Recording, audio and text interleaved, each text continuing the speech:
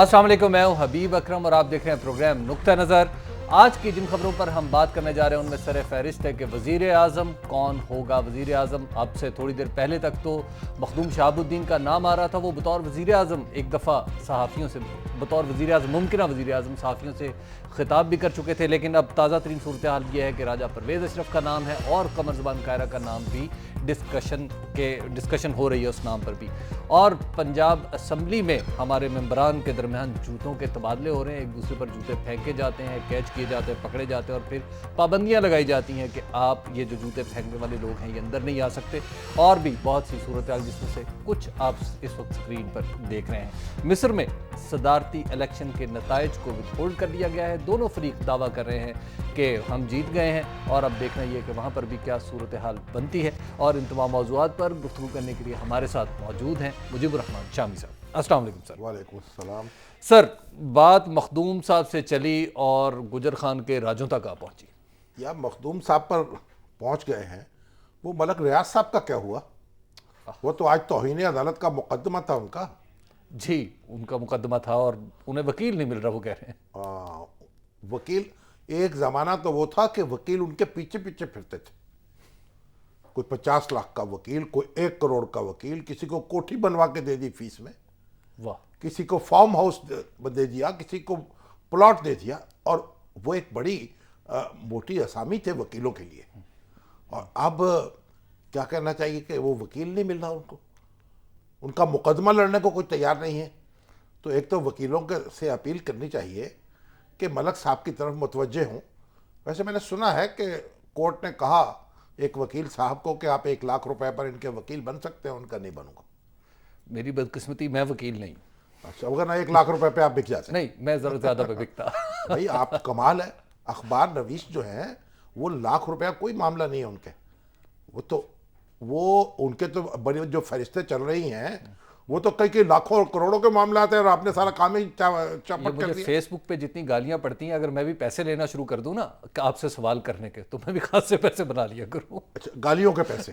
देखिए, मलक रियाज साहब जो हैं, उन्होंने अगर माफ़ी मांगनी है अदालत में तो खुद ही मांग ले, वकील की क्या ज़रूरत है। और अगर उनका इरादा ये नहीं है तो फिर तैयार हो जाए एक और मुकदमे के लिए। हाँ, माफी के लिए तो वकील की जरूरत है, खुद हाथ जोड़े जा सकते। हाथ जोड़ सकते हैं। गलती हो गई, जज्बात में आ गया, होशो हवास खो बैठा। तो बहरहाल ये मलक साहब का जो ये मामला है ये बड़ी इबरत का मुकाम है। तो मैं तो बार बार अर्ज़ करता हूँ ना कि पैसे की ताकत जो है वो मुमलकत पाकिस्तान में यूँ ख़त्म हो सकती है। कायद आज़म और अल्लामा इकबाल कितने खुश होंगे आज अपने मज़ारों में। शब साहब, वैसे ख्याल ज़हन में आया, बाहर से नहीं आ सकता कोई वकील? नहीं, बाहर से नहीं आ सकता। अच्छा, इंडिया साहब ने तरमीम कर दी थी। अच्छा, क्या शायद वली खां का केस था या कौन सा केस था, उसमें उन्होंने कहा कि नहीं, बाहर से वकील नहीं आ सकता। अच्छा, फिर उनके मुकदमे में भी बाहर से कोई नहीं आ सका। और मलक रियाज जो हैं उनके मुकदमे में भी कोई बाहर से नहीं आ सकता। वो करना क्रिस्टीना लैम्ब को लाना चाहते होंगे वो शायद। सर, वज़ीर आज़म कौन बन रहा है? मखदूम साहब का नाम सुन रहे थे, उन्होंने आज बल्कि पार्लियामेंट में बाहर आके सहाफ़ियों से बतौर इलेक्ट प्राइम मिनिस्टर खिताब भी किया। बात यह है कि मखदूम शहाबुद्दीन का नाम कल आ रहा था, साथ ही एफेड्रिन की खबर भी आ रही थी कि जब ये कोटा दिया गया तो वो वजीर थे। अब ये दूसरी बात है कि उनका कहना है कि मैंने तो इंक्वायरी का हुक्म दिया था, और एक हमारी जो सरकारी खबर रसा एजेंसी है उसने ये खबर भी जारी की। लेकिन फिर आज ये हुआ कि ANF ने उनके नाकाबिले ज़मानत वारंट जारी कर दिए। अब ये जो ANF है ये भी खूब चीज़ है। ये अफवाज पाकिस्तान के मातहत है ना एक किस्म के, क्योंकि हाजिर सर्वस फौजी अफसर इसमें होते हैं।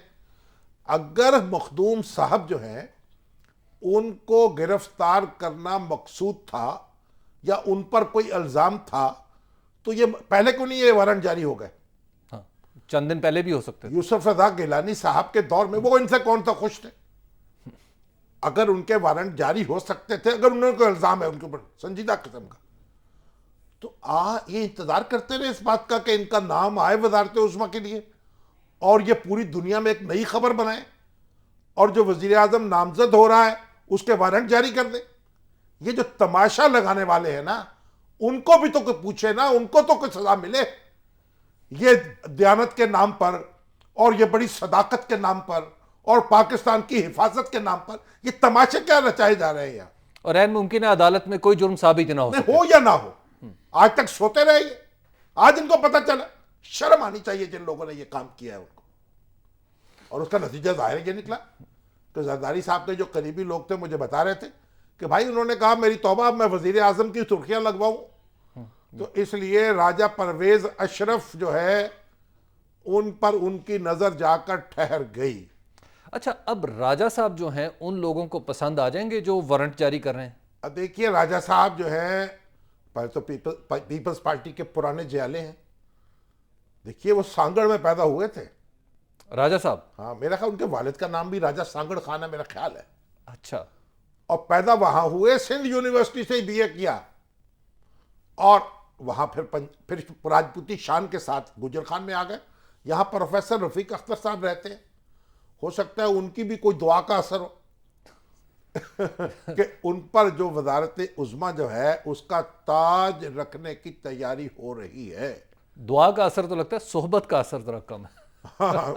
اب تو یہ تو صحبت جو ہے وہ تو زرداری صاحب کی ہوگی اور دعا جو ہے وہ ڈاکٹر رفیق صاحب کی ہوگی. اور میرا خیال اس میں کوئی تبصرہ تجزیہ ہمارے بھائی ہارون الرشید کا بھی ہو سکتا ہے. لیکن دیکھیے بات یہ ہے، یہ قمر الزمان قاہرہ جی ان کا نام بھی آ رہا ہے، وہ متبادل امیدوار بھی ہیں.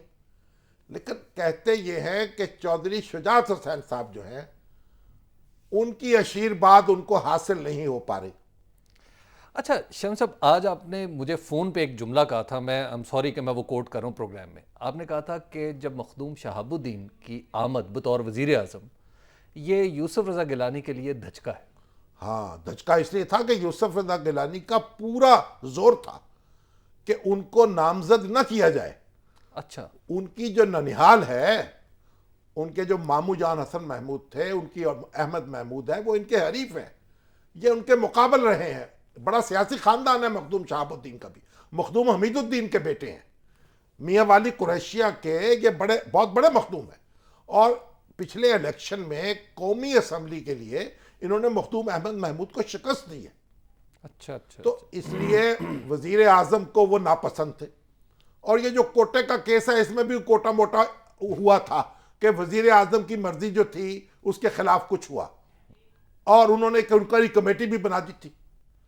تو یہ جو مخدوم شہاب الدین ہے ان کی شہرت ایک شریف آدمی کی ہے، مرنجا مرنج قسم کے. لیکن انہوں نے تیاری کر لی تھی کہ بھائی میں تو قربانی کے لیے وہ پیش کر دیا تھا انہیں اپنے آپ کو کہ اب اگر نوٹس ملے گا تو میں بھی حاضر ہوں.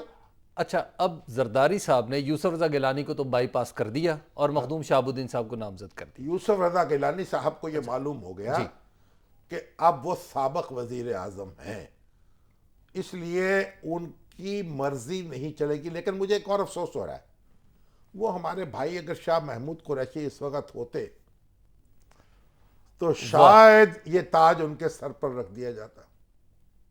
اور بڑے فٹ آدمی ہوتے اور فٹ ہوتے، ایک بنا بنایا وزیر اعظم ہے.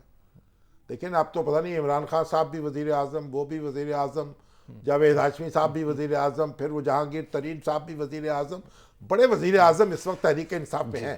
لیکن یہاں جو تھے شاہ محمود قریشی بن سکتے تھے 4 یا 6 مہینے کے لیے بلا شبہ. اور شم صاحب، اب جو چودھری برادران کا وزن جو ہے وہ اگینسٹ جا رہا ہے ان کے قمر زمان قاہرہ صاحب کچھ معلوم کے، کیا نہیں، یہ حتمی فیصلہ ہوگا؟ چودھری پرویز الہی صاحب کو بننا ہے ڈپٹی پرائم منسٹر. یہ خبر ہے، یہ خبر ہے پکی. اور اب ہو سکتا ہے وہ کہے کہ بھائی ہم تو مخدوم شہاب الدین کے ڈپٹی بن رہے تھے، یہ راجہ صاحب کے ڈپٹی کو بنا دیا ہمیں، پھر وہ قاہرہ صاحب کی گولی جو ہے وہ نگل لے. اب یہ ان کے اوپر منحصر ہے اور پھر باقی اتحادی کیا کریں گے. دیکھیں راجہ صاحب کے اوصاف اپنی جگہ ہیں، یہ بجلی اور رینٹل پاور کے دم چھلے تو ان کو لگے ہوئے ہیں نا. تو اب لوگ تو بجلی کے لیے پہلے جلوس نکال رہے ہیں اور اوپر سے آ جائے راجہ صاحب. تو یہ بجلی گرائیں گے یا بجلی لائیں گے یہ دیکھنا پڑے گا.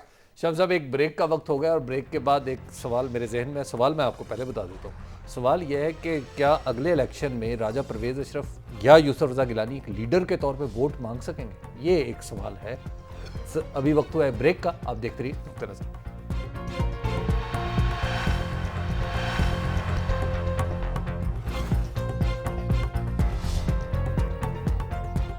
نقطہ نظر میں ایک بار پھر خوش آمدید. بریک پر جانے سے پہلے میں نے ایک سوال پوچھا شام صاحب سے کہ سر آئندہ آنے والے الیکشن میں کیا راجہ پرویز اشرف صاحب جا کے بڑا بڑا جلسہ ہولڈ کریں گے اور کہیں گے کہ آپ پیپلز پارٹی کو ووٹ دیں, میں ہوں آپ کا وزیر اعظم؟ نہیں, انہوں نے کہا ہے کہ میں یہ کام کروں گا. کرنا تو پڑے گا نا, الیکشن بھی تو کرنا سر پڑے پہ گا. وہ کام کریں گے زرداری صاحب اور کریں گے بلاول صاحب.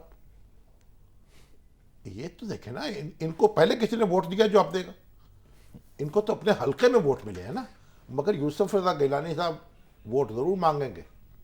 یوسف رضا مانگیں گے؟ دیکھیے موسیٰ گیلانی جو ہے کتنے ووٹ لے کے کامیاب ہوا ہے. تو ووٹ ضمنی الیکشن والد وزیر اعظم, ہاں جی, پھر کیا ہو, اور آپ لڑے ہیں تو 90,000 کسی نے ووٹ یہ نہیں کہا کوئی دھاندلی ہوئی. ہاں دھاندلی نہ تو مسلم لیگ نون نے کہا ہے, نہ تحریک انصاف نے کہا, تو خیر ویسے ہی باہر ہو گئی تھی. دیکھیے بات یہ ہے کہ ووٹ لینے کے طریقے اور ہیں, اور وہ یوسف رضا صاحب کو تو آتے ہیں. راجہ پرویز اشرف اپنے حلقے میں کوئی بتی بتی جلا کے کوئی کام کر لے تو کر لے, لیکن جو کمپین ہے وہ تو بلاول صاحب کو چلانی پڑے گی, آ کے عورتوں کو چلائے گا نہیں. لیکن اس سے پہلے تو بتی چلائے گی. اگر بجلی آ گئی, اس کا کچھ مسئلہ حل ہو گیا تو پیپلز پارٹی کے بھی چراغاں ہو جائے گا, وگرنہ یہ مزار پر ہی جلے گی بتی. بتی کے بغیر گزارا نہیں. بتی کے بغیر گزارا نہیں ہے, چاہے کہاں جلا لیں. اچھا, ویسے وہ بات سننے میں جب میر کا شعر یاد آ گیا راجہ صاحب کو سنانے کے لیے کہ وہ آئے بزم میں اتنا تو میر نے دیکھا, اور پھر اس کے بعد چراغوں میں روشنی ہو رہی. شام صاحب, آج ایک ٹیرو کارڈ ریڈر سے میں نے بات کی تو انہوں نے بڑی انٹرسٹنگ بات مجھ سے کہی. انہوں نے کہا جی کہ وزیر اعظم وہ بنے گا, ستارے اور ٹیرو کارڈ سب مل جل کے یہ بتاتے ہیں کہ جو زیادہ بدقسمت ہوگا. اچھا, وہ بدقسمتی جو ہے نا, ٹیرو کارڈ کیا ہوتا جی ہے؟ ٹیرو کارڈ وہ اس کی خوش قسمتی ہے. وہ تو شہادت ہے مطلوب و مقصود مومن. وہ تو جان دینا اپنی پارٹی پر, اس کی قیادت پر. وہ تو جناب سمجھتے ہیں قبول ہو گئی قربانی ہماری. تو آپ ان کو ڈرا رہے ہیں. دیکھیے یہ جو آپ کارڈ والوں سے اتنے نا قریب رہا کریں. کوئی صاحب تو چڑیا لے کے پھر رہے ہیں, کوئی طوطا دکھا رہے ہیں, کسی نے مینا پالی ہوئی ہے. اب میں سخت پریشان ہوں کہ میں کیا پالا, کون سا جانور یا پرندہ ہے جو پکڑوں اور کسی نہ کسی ایجنسی کے ساتھ اس کو فٹ کر دوں. آپ نے جانور کی شرط لگا دی, ورنہ میں اپنی خدمات پیش کرنے ہی والا تھا. اچھا, میرا خیال تھا کہ آپ پرندے بننا چاہتے ہیں. ویسے آپ کو معلوم ہے ایک زمانے میں کبوتر یہ کام کرتا تھا. اچھا, اور اب تو لوگ سنیں گے سمجھیں گے کہ یہ سارا خواب و خیال ہے. کبوتر چٹھی لے کے جاتا تھا, بڑا مشہور گانا ہے پنجابی فلم کا اس کا, چٹھی میرے ٹھول نوں پہنچائی وے کبوترا, واسطہ ہی رب دا تو جائیں وے کبوترا. تو کبوتر لے لیتے ہیں ہم اپنا. ٹھیک ہے سر. شام صاحب, ایک کبوتر آج کل یہاں پہ پھر رہے ہیں جو پیغامات لے کے آ رہے ہیں اسلام آباد سے کہ آپ نے پنجاب اسمبلی چلنے نہیں دینی. مگر کبوتر جو ہے نا, اس کا ایک بڑا مسئلہ ہے, وہ بلی کو دیکھ کر آنکھیں بند کر لیتا ہے. اور بلیاں یہاں بہت ہیں بلا شبہ. اب بلیوں سے ہم اپنا کبوتر کیسے بچائیں گے؟ ہر روز نیا خریدنا پڑے گا. اب وہ جو کبوتر آیا پنجاب اسمبلی میں جی کہ جو تم نے وہاں کیا ہے ہمارے ساتھ ہم یہاں کریں گے, ہم آدمی ہیں تمہارے جیسے, جو تم کرو گے تو ہم کریں گے. لیکن انہوں نے کچھ زیادہ ہی کر دیا, جوتا پھینک ایک دوسرے کے حسب اوپر. توفیق جی, خواتین جو ہے نا جی ان کی تو کوئی حد نہیں ہے بھائی. خواتین سے لڑائیاں نہیں لڑتے. اگر کوئی مرد کسی خاتون سے لڑائی لڑے تو پہلے شکست کھا گیا وہ. لڑائی لڑتے ہی شکست کھا جائے گا. خواتین لڑنے کے لیے نہیں ہوتی, یہ ان کو کون سمجھائے. لیکن شام صاحب, جو پنجاب اسمبلی میں ہم پکچر پینٹ کر رہے ہیں ڈیموکریسی کی اپنی, یہ کیا انسٹیگیشن نہیں ہے سیدھی سیدھی کسی کو کہ دیکھو جی ہم تو ہاؤس بھی نہیں چلا پا رہے؟ کچھ نہیں ہے بھائی. انہی کے ہے نا, انہی کے بچے بچونگڑے چٹونگڑے ہیں نا جو کہتے ہیں ہاؤس کیسا چل رہا ہے, جن کو آپ سمجھ رہے ہیں. وہی تو دے کے گئے ہوئے ہیں سارے بچونگڑے. یہ انہی کی, آپ اندازہ لگائیں کہ خواتین کی جو اتنی بڑی تعداد ہے, وہ کانسٹیٹیوشن میں ترمیم کس نے کی تھی؟ پرویز مشرف نے. پرویز مشرف تھا. دنیا کی کسی اسمبلی میں ایسی تعداد نہیں ہے. لیکن اس کا مطلب یہ نہیں ہے کہ میں اب ان کا خلاف ہو گیا ہوں. بھائی اب تو بڑی اچھی خواتین ہیں, مجھے میرے پیچھے نہ پڑ جائے. لیاقت میں کوئی علاؤدین نہیں بننا چاہتا. لیاقت انصاری صاحب ہے ہمارے ساتھ, لیاقت انصاری صاحب کو کیا کرنا جو ہے, اسمبلی میں موجود تھے اس وقت. اچھا, اور جب یہ معاملات ہو رہے تھے. جی لیاقت انصاری صاحب, کیا معاملہ ہوا آخر؟ سیمل کامران نے آج اندر جانے کی کوشش کی, اندر سے کسی نے روکا, پھر کیا نتیجہ کیا نکلا؟ گتھم گتھا. تو بڑی عجیب و غریب خبریں آتی رہی ہیں اسمبلی سے. جی آج کافی افسوسناک واقعات ہوئے ہیں جناب اور افسوسناک تھے، آپ بتائیے واقعات کیا ہوئے ہیں، سیدھا چلے ایسا ہوا ہے جائیں، کہ ہزارے افسوس ہم خود کر لیں گے۔ بنیادی طور پر سیمل کامران جن کو کل کے واقعہ کی بنیاد پر ان کے پنجاب اسمبلی میں داخلے پر پابندی عائد کی گئی، ان کو گھر میں یہ فیصلہ کنوے نہیں کیا گیا اور کوئی تحریری طور پر نہیں آگاہ کیا۔ جب وہ اسمبلی آئی تو انہیں سیکیورٹی سٹاف نے روک لیا اور ان کا کہنا تھا کہ اسپیکر کا حکم ہے کہ آپ اور شیخ علاؤدین دونوں کو اسمبلی کے موجودہ سیشن تک کے لیے داخلے پر پابندی عائد کر دی گئی ہے، مگر ان کا اصرار تھا کہ چونکہ مجھے کوئی تحریری آرڈر نہیں ملے اور میں ممبر ہوں، میں تو اس ایوان میں ضرور جاؤں گی۔ حالانکہ یہ ان کا اصرار جو تھا یہ مناسب نہیں تھا، کیونکہ ماضی میں مناسب بھی تھا یہی یا ہوتا نہیں ہے۔ تھا، اب آگے چلیں۔ اور دوسرا یہ اس کے بعد جب روکا گیا ہے تو اسمبلی کے جو میل سیکیورٹی سٹاف ہے ان کی طرف سے روکا گیا، اور جو اسپیشل برانچ کی ایک دو خواتین موجود تھی ان کے لیے یہ ان کی موجودگی میں ان کو روکنا ناممکن ہو گیا، اور اس بنیاد پر دکن پیل ہوئی، بڑی بد نظمی ہوئی، اور کہہ لو کہ خواتین کا تقدس بھی پامال ہوا۔ لیکن یہ ایک سیاسی طور پر ایک ایسا کھیل تھا جس میں انہوں نے اندر داخل ہونے کی کوشش کی اور سیکیورٹی سٹاف نے روکا۔ اور اس کے دوسرا جو ایپیسوڈ ہوا وہ اسمبلی کے اندر ہوا ہے، اور جب اپوزیشن لیڈر راجہ ریاض کا کہنا تھا کہ چونکہ کل جوتا مارنے کے واقعے میں 3 لوگ ملوث تھے، ایک سیمل کامران، ایک شیخ علاؤدین اور تیسری جو مسلم لیگ نون کی خاتون تھی، 2 کو آپ نے بین وہ کر دیا۔ کون ہے لیکن مسلم لیگ نون کی کون سی خاتون تھی؟ وہ نسیم ناصر خواجہ تھی جن کی طرف سے بھی جوابی طور پر ایک جوتا مارا گیا تھا، لیکن ان پہ پابندی نہیں عائد کی گئی۔ تو راجہ ریاض کا کہنا تھا کہ آپ کل کی فوٹیج دیکھ کے ان کو پر بھی پابندی عائد کریں۔ اسپیکر کا کہنا تھا کہ ہاؤس چلنے دیں، میں بعد میں اپنے چیمبر میں فوٹیج دیکھ کے فیصلہ کر لوں گا، جس پر اپوزیشن کا اصرار تھا کہ آپ اجلاس ملتوی کریں، پہلے فوٹیج دیکھ کے فیصلہ کریں۔ لیکن جب اسپیکر نے اصرار کیا کہ اجلاس چلنا چاہیے تو پھر اس بنیاد پر اپوزیشن جو ہے اپنے بینچوں سے اٹھ کر اسپیکر کے ڈائس کے سامنے آ گئی، اور اس کے بعد پھر ساری دکم پیل ہوئی۔ وہاں پر سمینا خاور حیات کافی اگریسو تھیں، وہ آگے بڑھی تو انہوں کے ہاتھ جو پہلا لگے وہ مسلم لیگ نون کے رکن اسمبلی قصور سے ایسر رضا تھے، جن کا انہوں نے گریبان پکڑ لیا اور کافی ان کو جو ہے وہ دکم پیل میں رگڑا دیا۔ اس کے بعد جو رانا ارشد ہیں وہ اس لڑائی میں آئے تو انہوں نے ایک دفعہ تو کرسی اٹھائی لیکن ماری نہیں، اور اس کے بعد پھر جو ہے سیمل کامران کے ہاتھ مسلم لیگ نون کے ایک رکن اسمبلی ممتاز شیر آئے، جن کی قمیض جو ہے اس لڑائی میں پھٹ گئی، اور دیگر خواتین بھی جن میں ایک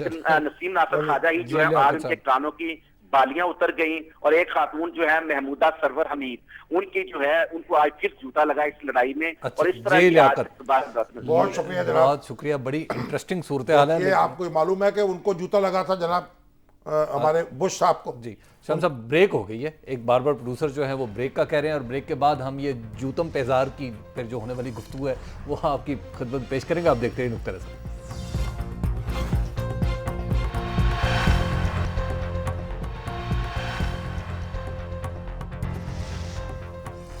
نقطہ نظر میں ایک بار پھر خوش آمدید۔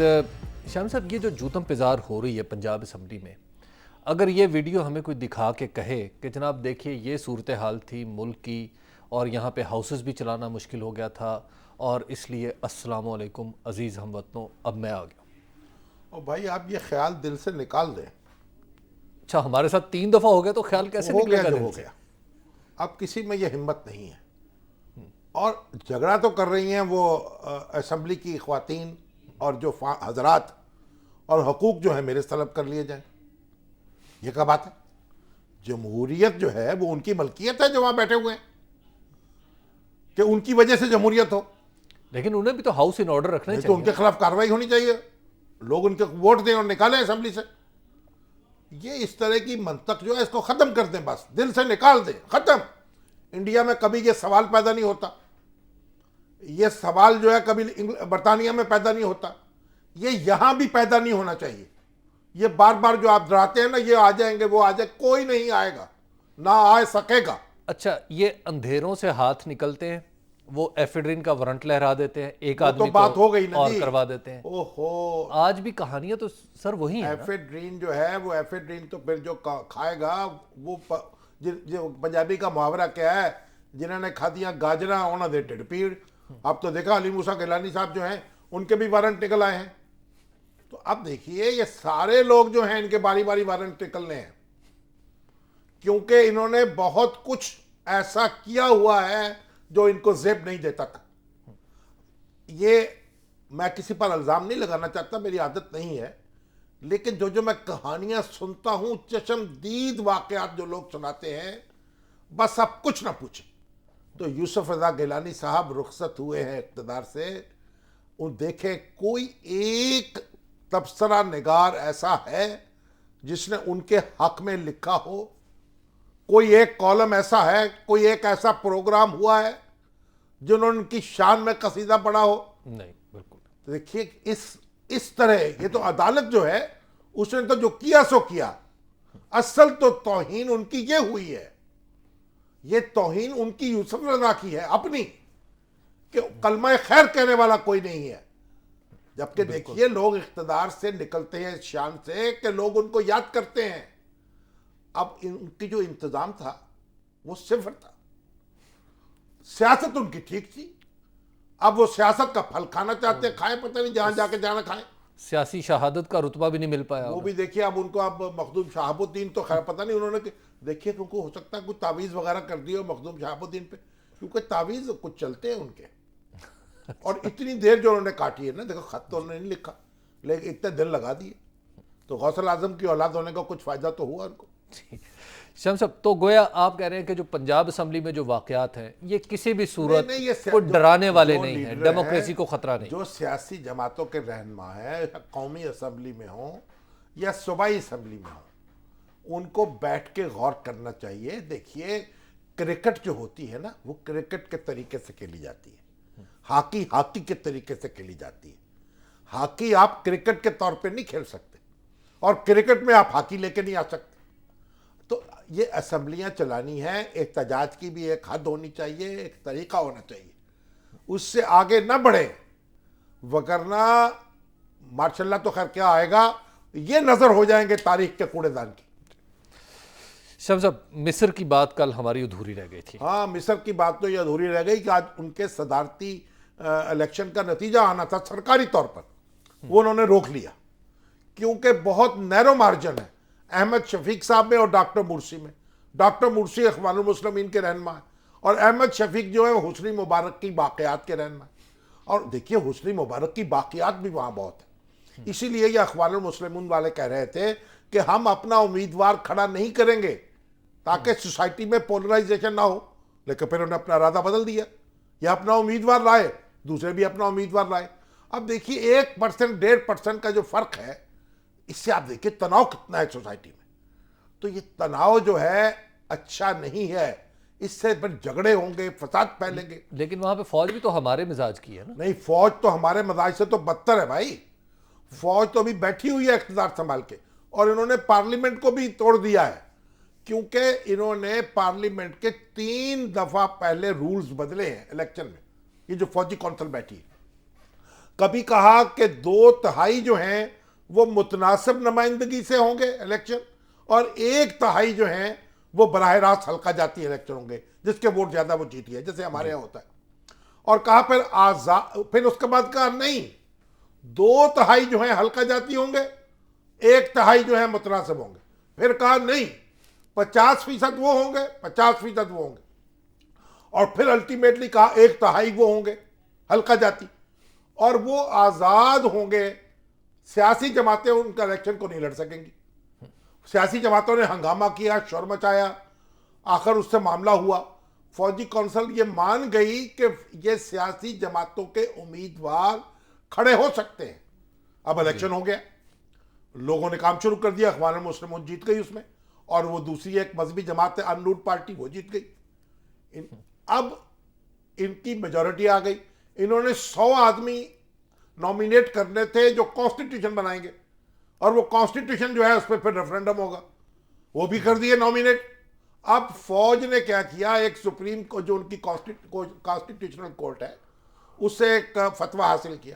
انہوں نے کہا یہ کیونکہ 1/3 نشستوں پر آزاد امیدوار کھڑے نہیں ہوئے, سیاسی جماعتوں نے الیکشن لڑے ہیں, اس لیے یہ اسمبلی بوگس ہے. اور فوجی کونسل نے پوری اسمبلی کو گھر بھیج دیا, اور 100 آدمی نومینیٹ کر دیے اپنے کانسٹیٹیوشن بنانے کے لیے. اچھا, تو اگر یہ للے تللے فوج کے رہیں گے تو مصر میں مجھے لگتا ہے شدید ہنگامہ ہوگا اور خوریزی ہوگی. ابھی بھی جو یہ جو کہہ رہے تھے نا عرب سپرنگ 50,000 آدمی مارے گئے اس میں. اور ان کی جو اکانومیز ہے نا, مصر, الجزائر, شام, آپ کا یہ لیبیا، بحرین، ان کا جو 25 ارب ڈالر ان کی جی ڈی پی میں کمی واقع ہوئی ہے. اور میں فگرز دے رہا تھا، پبلک فائنانس میں 35 ارب ڈالر لوز کیا انہوں نے. جی تو اتنا بڑا نقصان ہوا ہے، اور پھر فوج جو ہے وہ سبق سیکھنے پہ تیار نہیں ہے. شام صاحب، تیونس، ترکی، مصر، پاکستان، الجزائر، ترکی لیبیا، کو ساتھ نہ لگائیں. ترکی کو کیسے لے دیا؟ سب ہر جگہ فوج No, نہیں. no, سب سے no. پہلے تو کام ترکی- وارداتیں تو ترکی فوج نے جناب ڈالی ایک تھی. ایسا ماڈل ہے، وہ اس نمونہ وقت ماڈل ہے نا، ہیں؟ اس وقت ماڈل اس ہے. وقت ماضی ہے میں نا. تو آپ ماضی کی بات کر رہے ہیں سر؟ نہیں، ہر جگہ انہوں نے آپ ہی اصل کام میں گڑبڑ کیا. مستقبل میں بیٹھے ہوئے بات کر رہے ہیں یا حال میں بیٹھے ہوئے ہیں؟ زمین پہ بیٹھے ہوئے ہیں، آج کی بات کر رہے ہیں. ترکی کا نام نہ لیں ان کے ساتھ. ترکی ایک اپنی جگہ ایک ترقی یافتہ ملک بنتا جا رہا ہے. پورے یورپ کے مقابلے میں ان کی اکانومی بہت اچھی ہے. ان کے یہاں ایک توازن سے کام ہو رہا ہے، دیانت، اور انہوں نے اپنے ایک محنت کی ایک مثالیں قائم کی ہیں. پوری ٹرن اراؤنڈ کر دیا پوری اکانومی کو، اور پولرائزیشن کو ختم کیا ہے. یعنی ڈیموکریسی ہی. اس لیے ڈیموکریسی کو چلانے والے دیانتدار ہیں. ان کی زندگیاں جو شہادت دیتی ہیں، اس کی لوگوں کی طرح رہتے ہیں. ہماری طرح نہیں. ہماری یہ جو سیاسی اشرافیہ ہے، یہ کہاں کی مخلوق ہے؟ کوئی صلاحیت، یہ کام مریخ سے آئی ہوئی ہے کہ چاند سے آئی ہوئی ہے کہ مجھے لگتا ہے جہنم سے آئی ہوئی ہے، پتہ نہیں. صاحب ایک بریک کا وقت ہو گیا، اور بریک کے بعد ہم آپ کے سوالات بھی لیں گے. 04236368102 پر آپ ہمیں کال بھی کر سکتے ہیں، اور آپ کے سوالات براہ راست شاوی صاحب تک پہنچ جائیں گے، اور ان کے جوابات بھی ہم لیں گے. آپ دیکھتے رہیے نقطہ نظر.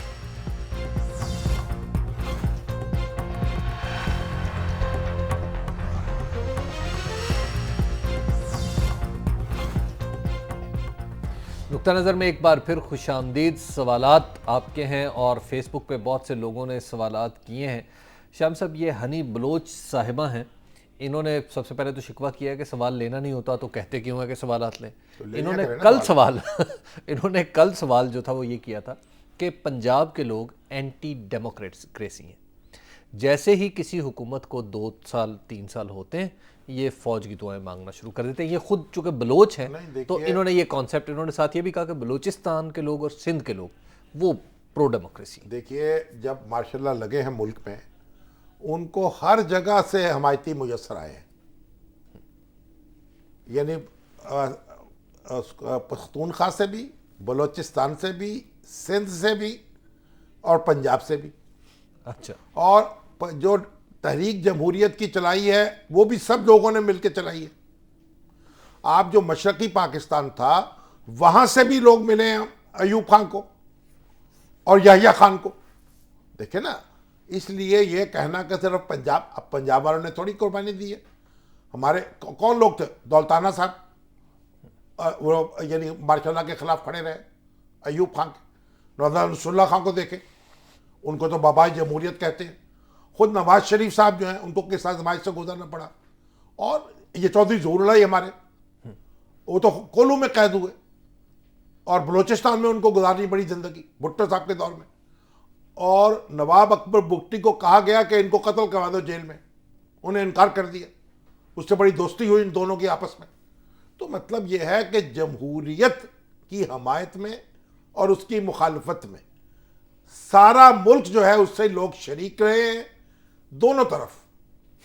ٹھیک ہے، یعنی اس میں کسی صوبے کو بلیم نہیں کر سکتے آپ. جی. اور فوج جو ہے اس کو آپ صوبے کی طرح نہ دیکھیں. ایوب خان ہو، یحییٰ خان ہو، ضیاء الحق ہو، مشرف ہو، وہ فوج کے سالار ہوتے ہیں. عاصم صاحب ہیں برطانیہ سے. جی السلام علیکم عاصم صاحب. السلام علیکم جی. وعلیکم السلام. ہاں جی فرمائیں. جی میرا سوال ہے جی کہ شامی صاحب، آپ سمجھتے ہیں کہ پاکستانی میڈیا نے صرف سیاست کو حالات حاضرہ نہیں بنا دیا، ابھی باقی معاشرتی مسائل کو کچھ ڈال دیا ہے. اور اس میں جیسے میں آپ کو مثال دوں گا کہ زراعت کا شعبہ انتہائی اہم ہے، لیکن کاشتکار کے مسائل پہ آپ جیسا کوئی سینئر تجزیہ کار بھی بات نہیں کرتا. ٹھیک بات ہے آپ کی. دیکھیے، پروگرام تو مختلف ہوتے ہیں، اور زراعت کے مسائل جو ہیں اور اکانومی کے جو مسائل ہیں ان پر بھی گفتگو ہوتی ہے. اب جو یہ کیونکہ عام طور پر سیاست، ہمارے ہاں سیاست کی بڑی بھوک ہے نا لوگوں کو، کیونکہ سیاست بند رہی ہے، اس لیے آہستہ آہستہ ٹھیک ہوتا جائے گا. بات آپ کی درست ہے، اس طرف بھی توجہ دینی چاہیے.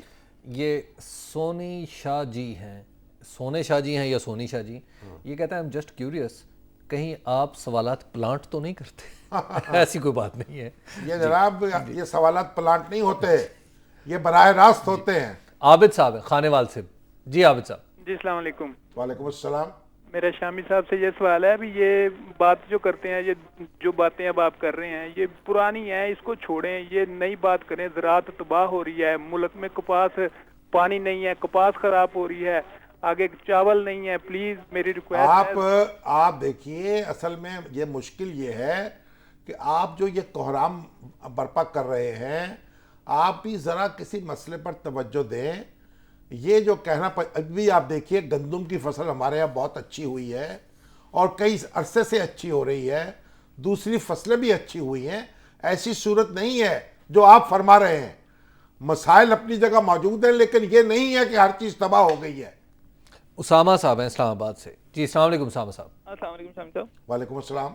شامی صاحب میں نے یہ ڈسکس کرنا تھا، پاکستان کے میڈیا آج کل جو مطلب ہو رہا ہے کہ ابھی جو ہے نا کل خبر آئی تھی کہ جو ہے ڈاکٹر عافیہ کی ڈیتھ ہو گئی ہے، تو اس میں پاکستان کے میڈیا نے کوئی نیوز بریک نہیں کی، اس کی وجہ کیا ہے؟ کیا اس کے اندر ہمارے ملک میں امریکن انفلوئنس؟ جب ڈیتھ ہی نہیں ہوئی تو کرنی کیا تھی بریک؟ یہ انٹرنیٹ پہ خبر تھی، یہ غلط خبر تھی، سوشل میڈیا کے ذریعے پھیلی۔ سوشل میڈیا پہ اس طرح کی خبریں چھپتی ہیں یا چلتی ہیں، تو آپ کا مطلب ہے کہ ہر خبر کو لے کے چل پڑے ہم؟ اگر اس طرح چل پڑتے ہیں تو پھر کہتے ہیں جناب تصدیق کے بغیر خبر دے دیتے ہیں، اور تصدیق کرتے ہیں تو پھر کہتے ہیں تصدیق کیوں کی؟ کوہستان والے کیس میں جیسے ہوا۔ ہاں جی۔ جی عابد صاحب ہیں گوجرا سے، پہلے عابد خانے وال سے تھے اور اب عابد گوجرا سے۔ عابد جی ہمارے حصے میں آئے، اچھی بات ہے ماشاءاللہ۔ جی عابد صاحب۔ گزار لوگ۔ جی سر، میرا کویشچن یہ ہے کہ میں جو ملک کے حالات ہیں اس وقت، جیسے لوڈ شیڈنگ کے مسائل ہیں یا جتنے بھی مسائل ہیں لا اینڈ آرڈر کے، تو کیا زرداری صاحب کو نئے الیکشن نہیں اناؤنس کر دینے چاہیے تھے بجائے اس کے کہ نیا وزیر اعظم لاتے؟ نیا وزیر اعظم تو لانا ہی پڑے گا، اور الیکشن بھی ہوں گی۔ آپ پریشان نہ ہو، 2 مہینے میں ہو، 4 مہینے میں ہو، 6 مہینے میں ہو، بس الیکشن تو اب آئے کہ آئے۔ بدر صاحب ہیں لیاقت پور سے۔ جی السلام علیکم بدر صاحب۔ جی وعلیکم السلام سر جی، میرا شامی صاحب سے سوال ہے ہاں جی حکم۔ کہ یہ جو جنوبی پنجاب کے لیے ہر دور میں اتنی سازشیں ہو رہی ہیں جنوبی پنجاب کے لیے، کہ پہلے گیلانی صاحب کو ایک پلان کے تحت اب انہوں نے اتارا ان کو، اب نہیں، مخدوم جنوبی شہاب الدین پنجاب کا کے نام- لیے جی جی یا مطلب جنوبی پنجاب کے حق میں یا اس کے خلاف؟ یہ ہمارا جو نا یہ کمپلیکس جو ہمارا بڑھتا جا رہا ہے کہ ہمیں جب بھائی تک صاحب صوبہ نہیں ملے گا۔ آپ غور کر لیں، آپ کے اپنے کمپلیکس پہ اچھی طرح غور کر لیں۔ اللہ کا دیا آپ کے پاس کیا کچھ ہے، کتنی پیداوار ہو رہی ہے، آپ کے پاس کپاس ہے، آپ کے پاس چاول ہے، آپ کے پاس گنا ہے، آپ دیکھیں تو صحیح۔ آپ اس طرح ہر وقت پریشانی نہ اظہار کیا کریں، اللہ کا شکر بھی ادا کیا کریں۔ اور یہ اس کا مطلب نہیں ہے کہ جنوبی پنجاب سے تعلق ہے تو قاعدے اور قانون کی کوئی پرواہی نہ کریں۔ شمالی پنجاب سے ہو، سندھ سے ہو، بلوچستان سے ہو، بھئی کوئی قاعدے قانون کی بات بھی تو کریں نا۔ شمس صاحب ہمارے پروگرام کا وقت ختم ہوا چاہتا ہے، اور انشاءاللہ عزیز اب ہم منڈے کو یعنی پیر کے روز آپ کی خدمت میں حاضر ہوں گے۔ تب تک کے لیے اجازت دیجیے، خدا حافظ۔